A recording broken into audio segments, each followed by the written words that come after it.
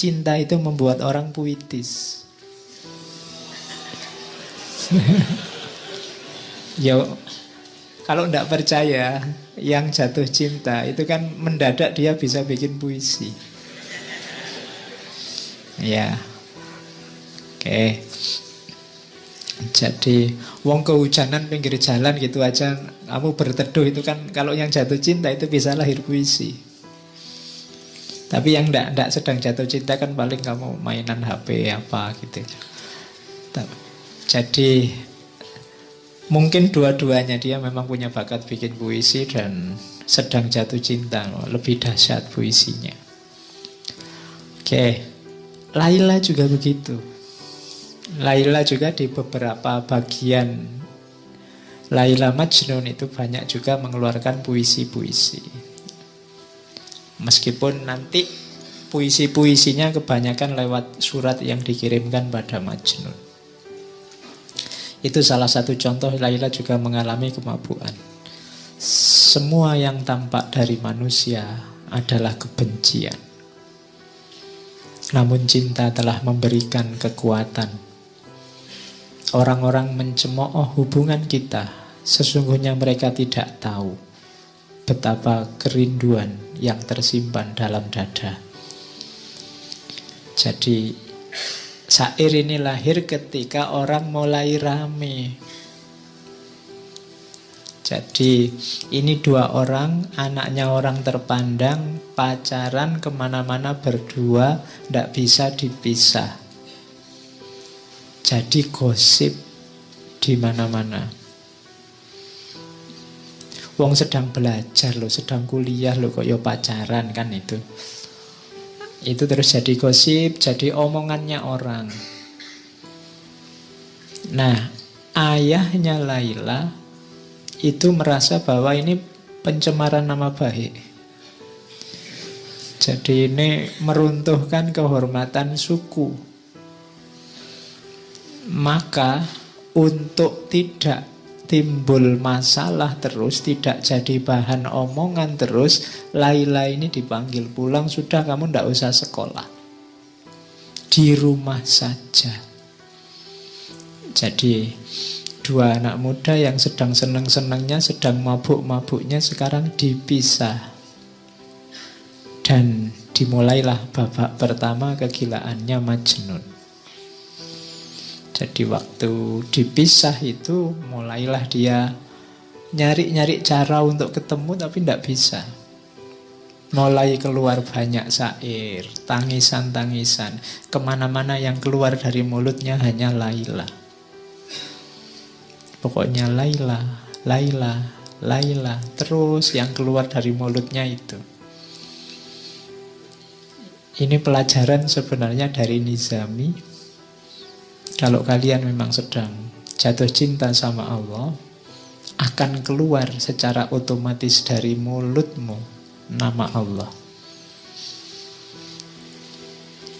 Kamu sengaja atau tidak, pasti akan keluar. Kalau itu memang cintamu pada Tuhan sudah tumbuh dalam hatimu. Tidak bisa dipaksa. Mungkin sekali-sekali kamu, Pak saya pengen jadi orang kaya wali-wali sekti itu. Dari mulutnya Allah terus. Mungkin 5 menit kamu bisa Allah, Allah. Bariku ya lali. Kenapa? Fondasinya belum ada. Ya tekadmu ada, tapi fondasinya belum. Cinta. Kalau sudah cinta, tidak perlu dipaksa. Otomatis. Nggak perlu kamu... Pokoknya Pak, setiap malam saya baca sekian ribu kali namanya Allah. Tidak harus kamu patok begitu. Otomatis akan keluar ketika cinta itu ada dalam dirimu. Makanya latihanlah jatuh cinta. Jiwamu biar paham. Oh kayak gini cinta itu. Itu yang dialami oleh Majnun. Kemana-mana yang dia sebut hanya nama Laila. Jadi katanya Majnun, Laila telah dikekang oleh orang tuanya dan orang tuanya mengancam dengan niat jahat kejam. Tiada lagi harap pertemuan. Ayahku dan ayahnya sesak dada dan sakit hati mereka. Bukan karena apa-apa, hanya karena aku mencintai Laila. Mereka menganggap cinta adalah dosa. Cinta bagi mereka adalah noda yang harus dibasuh musnah. Padahal hatiku telah menjadi tawanannya, dan ia juga merindukanku. Cinta masuk ke dalam sanubari tanpa kamu undang, tanpa kami undang. Bagai ilham dari langit yang datang menerjang lalu bersemayam dalam jiwa. Dan kini kami akan mati karenanya, karena cinta telah melilit seluruh jiwa. Katakan padaku, siapa orangnya yang bisa bebas dari penyakit cinta? Nah, ini Majnun. Jadi cinta itu kalau sudah menyerangmu, engkau tidak akan berdaya. Kamu tidak akan bisa menipu dirimu. Kalau kamu sudah jatuh cinta pada sesuatu, kamu pura-pura tidak cinta, itu tidak akan bisa. Ya mungkin ditolak, ya mungkin tidak nyambung, ya mungkin dia tidak suka padamu. Tapi kalau kamu memang jatuh cinta, kamu tidak akan bisa mengelak. Jadi itu kalimat-kalimat yang Majnun. Cinta bukan sesuatu yang kita undang, tapi dia datang, masuk dan bersemayam dalam diri kita. Kita tidak akan punya daya kalau sudah datang. Makanya katanya Gibran, pasrahlah kalau cinta memanggilmu. Kenapa? Tidak akan bisa kamu lawan. Kamu tidak akan bisa menipu dirimu. Dan Majnun mati-matian berusaha untuk bisa bertemu Laila. Macam-macam nanti ceritanya di novel itu. Ada yang dia pura-pura jadi pelayan perempuan. Nanti diatur sama teman-temannya. Teman-temannya juga kasihan, ini anak jatuh cinta kok dipisah. Dirancang untuk bisa ketemu. Akhirnya Majnun nyamar jadi anak perempuan. Masuklah ke kamarnya Laila. Ngapain di kamar? Enggak, loh ini penting. Di kamar hanya pandang-pandangan. Sama-sama masih saling terpesona. Hanya diam. Coba kamu baca nanti novelnya. Jadi hanya diam, hanya melihat, saling mengagumi, saling terpesona, dan tidak ngapa-ngapain. Tidak usah dibayangkan aneh-aneh. Terus nanti ketahuan, terus pergi. Ada juga cerita nanti Majnun ini nyamar jadi pengemis. Suatu ketika dia ketemu ada pengemis perempuan. Kemudian pengemis ini ditemui, tolong semua alatmu ngemis kasih saya, semua yang aku miliki tak kasih padamu.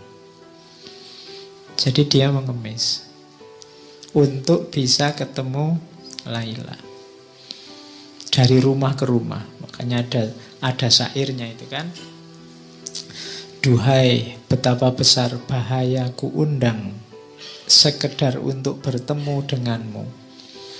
Ku korbankan segala yang ada padaku. Ku ubah diriku hingga engkau pun tak mengenaliku. Ku ayunkan langkah dengan tetes air mata. Dan setelah memasuki perkampunganmu, ku buang semua tanda yang membuat orang mengenaliku. Ku ikat diriku dengan rantai baja bagai budak hina, berjalan menengadahkan tangan meminta sedekah. Dan bocah-bocah itu tiada suka melihatku. Mereka berkumpul mengelilingiku, menghardik dan melempariku seperti anjing pengganggu. Jadi dia sudah ngemis, pura-pura jadi orang hina, minta-minta dari rumah ke rumah, dikejar anak kecil-kecil, diteriaki anjing, Tidak masalah, yang penting akhirnya sampailah di rumah Laila. Itu Majnun. Kini aku hadir di dekatmu, wahai Laila, tak mampu kutahan air mataku. Kasihanilah kelemahanku, begitu berat penderitaanku. Nah, itu Majnun. Jadi dan tidak ketemu, hanya sampai rumahnya saja. Yang penting sampai rumahnya Laila. Bisa melihat rumahnya itu sudah senangnya luar biasa. Itulah cinta. Kalau kamu jatuh cinta, melihat sandalnya ada di luar itu senang. Oh iya kan? Wah, alhamdulillah ada sandalnya, berarti dia ada di dalam. Nah, itu jatuh cinta. Ada cerita yang lain, suatu ketika Majnun sampai pura-pura jadi binatang. Iya. Jadi suatu ketika dia lihat penggembala kambing yang itu bisa bebas keluar masuk di tempatnya Laila. Mungkin orang tuanya juga memelihara kambing. Akhirnya apa? Ceritanya Qais merangkak di antara kambing-kambing dan melepas bajunya. Bahkan ceritanya, karena yang gembala kambing ini senjatanya kan cambuk. Cambuk itu dipakai nyambui kambing. Antara lain dia tidak sadar yang dicambui si Qais ini. Hanya untuk bisa dekat sama Laila.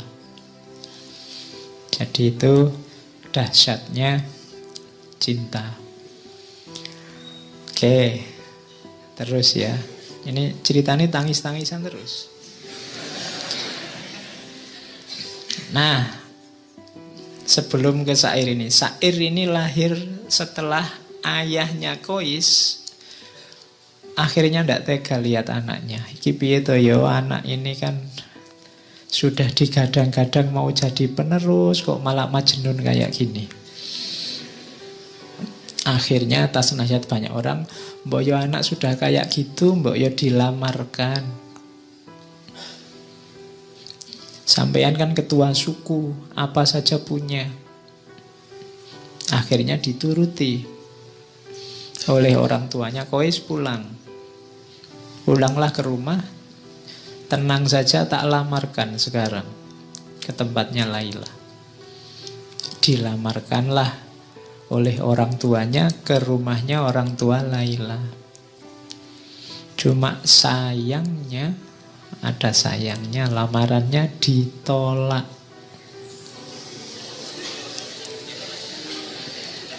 Iya.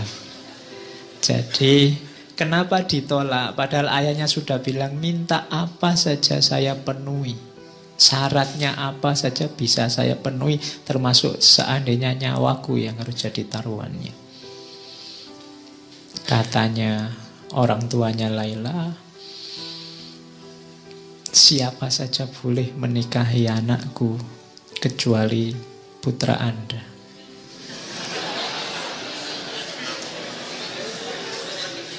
Ya, kenapa?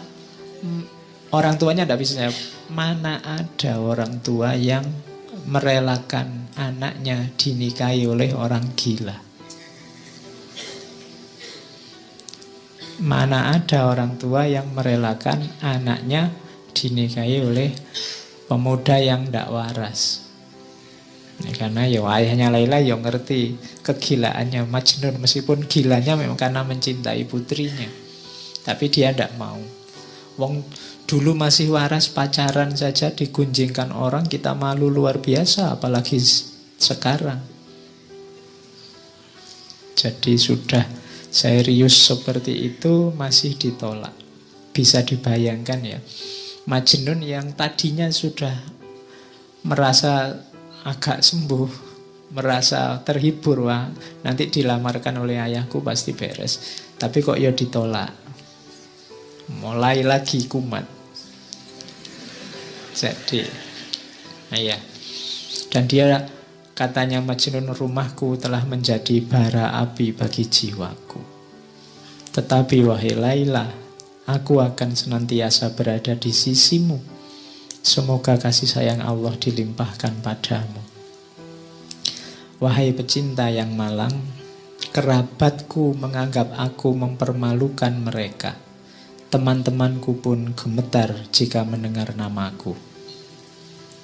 Jadi keluarganya merasa malu. Oleh kehadirannya, teman-temannya semua juga menjauh, tidak ada yang mau mendekat. Duhai cawan anggur yang ada di genggaman, kini jatuh berantakan. Telah kutinggalkan sanak saudara dan orang tua, sedang kekasihku pun jauh di sana. Namun aku tidak akan menyerah walau kesulitan demi kesulitan mendera. Orang yang tidak merasakan kesengsaraan tidak akan menikmati kesenangan. Dan orang yang tidak pernah dihimpit kesedihan, mereka tidak akan dapat memahami hati yang sedang merana sendirian. Jadi mulai dari sini Majnun nanti mulai menyepi, menjauh dari keluarga, menjauh dari masyarakat, hidup di padang-padang pasir. Apalagi nanti kemudian keluarganya karena masih mempertimbangkan harga diri, khawatir malu, akhirnya pindah menjauh dari daerah situ ke daerah Najd. Wah, tambah lagi puisi-puisinya Majnun karena dia merasa semakin jauh dari Laila. Setiap hari hidupnya di padang-padang pasir, di bebatuan, di bawah padang pasir, di goa-goa. Uniknya, selain tadi sering dikerubungi orang-orang, hewan-hewan yang ada di sana itu patuh sama Majnun. Bahkan kabarnya sampai anjing, ular, macam-macam binatang-binatang buas itu kalau di dekat Majnun jinak. Jadi cirinya ada Majnun itu biasanya ada binatang buas yang berkumpul di sekelilingnya, yang harusnya saling memakan malah tidak saling memakan. Itu penjelasannya Nizami untuk menunjukkan bahwa orang yang jiwanya diliputi oleh cinta, auranya juga aura cinta, siapapun dekat akan senang. Beda dengan orang-orang yang jiwanya penuh kebencian. Jangankan ngobrol mendekat aja males, hawanya ndak enak. Iya. Jadi bangun jiwamu dengan aura yang penuh cinta. Bahkan binatang buas pun bisa tunduk, bisa patuh. Kadang-kadang kalau Majnun sedang tidur di tengah padang pasir, binatang-binatang ini yang menjaga. Itu kelebihannya para pecinta. Oke. Ini pelajaran dari Majnun lagi, bahwa cinta itu kebebasan. Wahai Laila kekasihku, berjanjilah pada keagungan cinta, agar sayap jiwamu dapat terbang leluasa. Melayanglah bersama cinta laksana anak panah menuju sasarannya. Cinta tidak pernah membelenggu, karena cinta adalah pembebas yang melepaskan simpul-simpul keberadaan.